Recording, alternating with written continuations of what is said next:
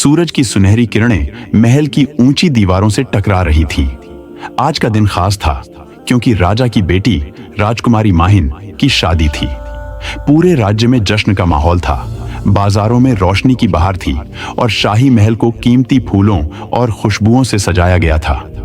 हर तरफ खुशी थी, मगर इस खुशी में एक घमंड की छाया भी थी। वह छाया खुद राजकुमारी माहिन की थी। माहिन असाधारण सुंदरता की मालकिन थी, मगर उसका दिल कठोर और उसकी जुबान कड़वी थी। वह हर किसी को तुच्छ समझती थी, खास तौर पर गरीबों को। वह नौकरों से सख्ती से पेश आती, अपनी दासियों पर बिना वजह गुस्सा करती और अगर कोई गलती कर देता तो उसे तुरंत सजा दिलवा देती। उसकी आंखों में हमेशा एक घमंड झलकता, जैसे वह दुनिया की सबसे बड़ी हस्ती हो। उसकी शादी पड़ोसी राज्य के राजकुमार आमिर से तय हुई थी, जो बेहद नेक दिल और दयालु व्यक्ति था। आमिर की विनम्रता और बहादुरी की कहानियां हर तरफ मशहूर थीं, मगर माहिन को इससे कोई फर्क नहीं पड़ता था। वह केवल अपनी खूबसूरती और शाही रुतबे पर गर्व करती थी और सोचती थी कि दुनिया में कोई उससे बेहतर नहीं। शादी के दिन महल में हलचल मची हुई थी। महल की दासियां राजकुमारी के लिए सबसे कीमती कपड़े और गहने लेकर आईं, मगर माहिन को हर चीज में कमी नजर आ रही थी। ये गहने बहुत साधारण लग रहे हैं, ये कपड़े बहुत मामूली हैं, मुझे सबसे अलग और सबसे कीमती चीजें चाहिए। वह हर किसी पर आदेश चला रही थी। तभी एक बुजुर्ग महिला महल के दरवाजे पर आई।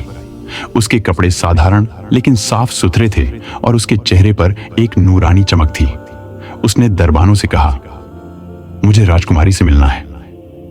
दरबानों ने हैरानी से उसे देखा और सख्त लहजे में बोले, राजकुमारी किसी आम औरत से नहीं मिलती। मगर वह महिला मुस्कुराकर बोली, मुझे यकीन है कि वह मिलेगी, क्योंकि मेरे पास उसके लिए एक खास तोहफा है। जब यह बात माहिन तक पहुंची तो उसने तिरस्कार से कहा, यह फकीरनी मुझे क्या देने आई है, लाओ देखती हूं। बुजुर्ग महिला को महल में लाया गया। उसने माहिन को देखकर मुस्कुराते हुए कहा, राजकुमारी, तुम बहुत खूबसूरत हो, मगर असली खूबसूरती दिल की कोमलता में होती है, घमंड में नहीं। मैं तुम्हें एक तोहफा देने आई हूं जो तुम्हें सारी जिंदगी याद रहेगा। माहिन हंसते हुए बोली, तुम जैसी फकीरनी मुझे क्या दे सकती हो? क्या तुम्हारे पास कोई कीमती गहना है या कोई अनोखी खुशबू? बुजुर्ग महिला ने गहरी सांस ली और बोली, मैं तुम्हें धैर्य और विनम्रता का उपहार देना चाहती हूं, क्योंकि एक दिन तुम्हें इसकी जरूरत पड़ेगी। माहिन ने तंजिया हंसी के साथ कहा, मुझे किसी की नसीहत की जरूरत नहीं। मैं दुनिया की सबसे खूबसूरत और अमीर राजकुमारी हूं और मेरी तकदीर में सिर्फ शान और शौकत लिखी है। बुजुर्ग महिला ने आंखें बंद की, हाथ उठाए और धीरे से कहा, अगर तुम्हें अपने सौंदर्य और अहंकार पर इतना विश्वास है तो जाओ और अपनी किस्मत खुद आजमाओ। मगर याद रखना, अगर तुमने विनम्रता नहीं सीखी तो तुम्हारी खूबसूरती और रुतबा तुम्हें कोई फायदा नहीं देंगे। बुजुर्ग महिला के शब्द महल में गूंजने लगे और अचानक एक अजीब सा दृश्य हुआ। माहिन के चारों ओर एक रोशनी सी लिपट गई और फिर एक तेज झटके के साथ वह जमीन पर गिर गई। महल के लोग चिल्ला उठे, क्योंकि जो उनके सामने था वह अविश्वसनीय था। राजकुमारी माहिन अब एक खूबसूरत गद्दी में बदल चुकी थी। हर कोई हैरान और भयभीत खड़ा था, जबकि बुजुर्ग महिला मुस्कुराकर दरवाजे से बाहर चली गई। माहिन चीखना चाहती थी, बोलना चाहती थी, मगर उसके मुंह से सिर्फ गद्दी की आवाजें निकल रही थीं।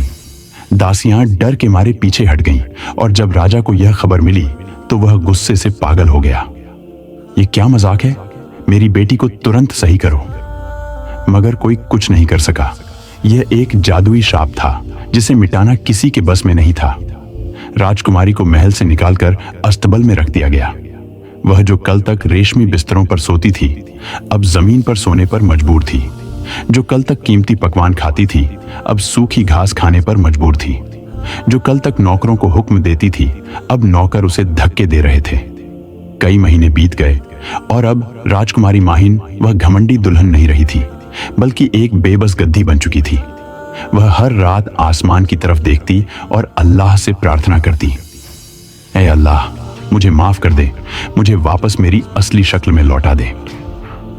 एक दिन वही बुजुर्ग महिला फिर से महल के दरवाजे पर आई। उसने राजा से कहा, अगर तुम्हारी बेटी ने अपनी गलतियों से सबक सीख लिया है तो मैं उसे वापस इंसान बना सकती हूं। राजा ने तुरंत आदेश दिया कि माहिन को लाया जाए। जब बुजुर्ग महिला ने माहिन की आंखों में झांका तो उसने देखा कि अब वहां घमंड नहीं बल्कि पश्चाताप और विनम्रता थी। बुजुर्ग महिला ने धीरे से दुआ की और कुछ ही क्षणों में माहिन फिर से इंसान बन गई, मगर अब वह पहले जैसी नहीं थी। वह अपने माता पिता के कदमों में गिरकर रो पड़ी।